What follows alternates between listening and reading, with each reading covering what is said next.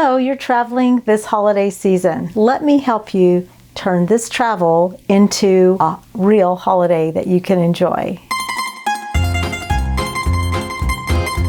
I'm Anna Scheller with Capri Temporary Housing, and we help travelers throughout the year, but especially at the holidays. Let me share with you some tips that help me as a seasoned traveler and will help you during this holiday travel season. So you always want to start with a little bit of planning, and that is get out a list of the things that you're going to need to make sure you have with you when you're traveling. Think about what you need on the airplane itself. I will tell you, and I know I'm not the only person, of travel horror stories where my husband and I, this was Christmas, our flight was canceled, so we got rebooked the following day. But the layover times in Charlotte, which if you know anything about the Charlotte airport, it's a very long airport. We landed at the A terminal and our flight to the next location was at the E terminal. So we had to run all the way from one end of the airport, clear down to the other end of the airport.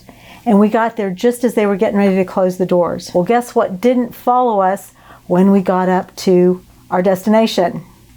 You're right, our luggage. But what we did is we anticipated a potential delay and we packed enough for 2 days worth of clothes just in case our luggage wasn't able to follow us for whatever reasons. So when you're thinking about packing, think about what you absolutely need to get through a couple of days and make sure that that goes with you on the airplane. And then when you're packing the bigger suitcase, if you're packing a bigger suitcase, because there's a lot you can pack in the suitcases you can take with you on the airplanes, think about what you need and think about what you can pick up at your location that you don't necessarily need to pack. You know what? You don't need that big long tube of toothpaste. Make sure you have a travel toothpaste, and those you can pick up at any location, and you can pick it up when you get there. So be thinking about what you absolutely have to have and what you could need if your luggage doesn't follow you. Last, when it comes to packing, think about how you're going to organize your belongings. I personally use Ziploc bags to compartmentalize a lot of the things that I'm carrying. So undergarments go in one bag, socks go in another bag. If I have my toiletries, they'll go in still another bag. Those are just, and there are packing cubes you can use.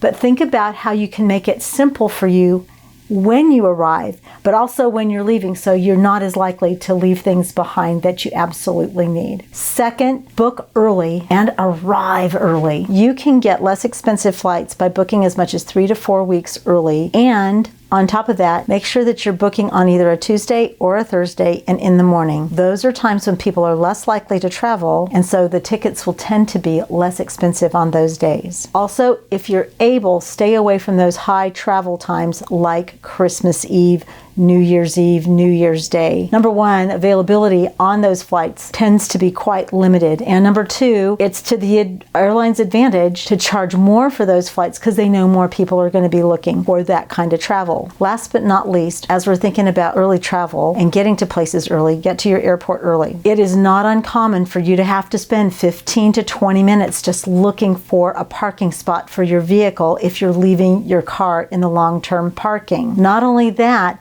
but because of just the volume of travelers, it's going to take longer to get through the kiosks, get your baggage checked in, and get through the security lines just because so many more people are traveling. My third tip is one that you're really going to want to add to your packing list and be thinking about. It's very helpful that you have all the tech available to you that you need to make your travel easier. Most airlines or transportation companies do have their own apps. And when you're traveling on those airlines, it's really beneficial that you have the app so you can track your flight or your train ride or whatever it is that you're using to get to the location. Have weather apps available as well. Most phones have them. Those can help you. So if you're driving, you can plan based on the weather, because weather changes dramatically, as we know. If you're traveling through Chicago, for example, one week it could look like everything's going to be fine, and the next week a storm blows in from Canada, and suddenly they're canceling flights out of Chicago. So these are just little things that can help you. Just the apps alone can be beneficial. Now,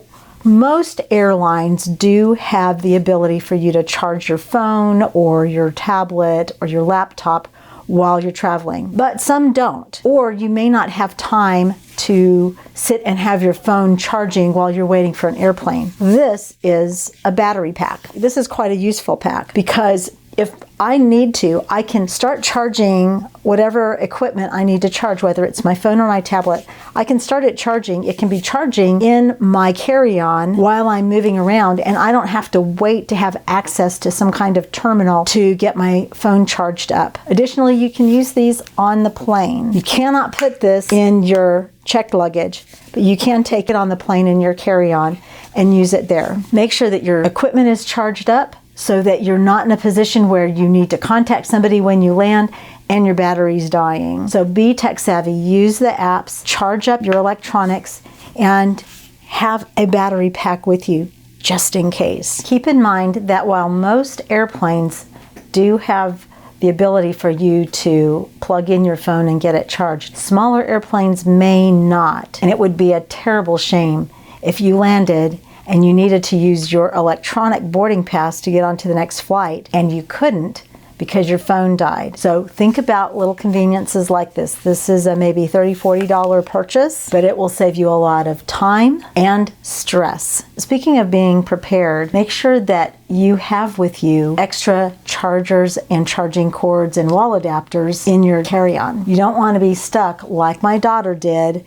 who realized she had all that in her checked luggage. She ended up having to spend $60 in kiosks to buy the wall charger cord just so that she wouldn't lose her electronics on the trip. That being said, also, I have a bag. This is actually a bag that came with some jewelry, but I don't carry the jewelry in it anymore.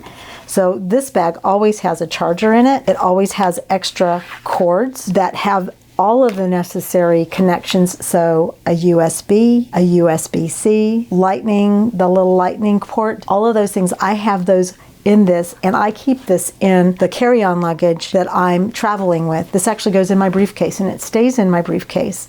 And if I change briefcases, this little bag with all of my extra charging devices, it goes with me. So that's just an idea to pack something like this. It saves you time and it saves you money when you're traveling. These tips have helped me as I travel as a seasoned traveler, and they will help you too as you get ready to travel this holiday season. Thank you for watching and commenting and liking this video. Share it with those people you know who are getting ready to travel this holiday season. And if you found this information helpful, please subscribe to our channel and click that little bell so that you're notified when new content is available. Merry Christmas!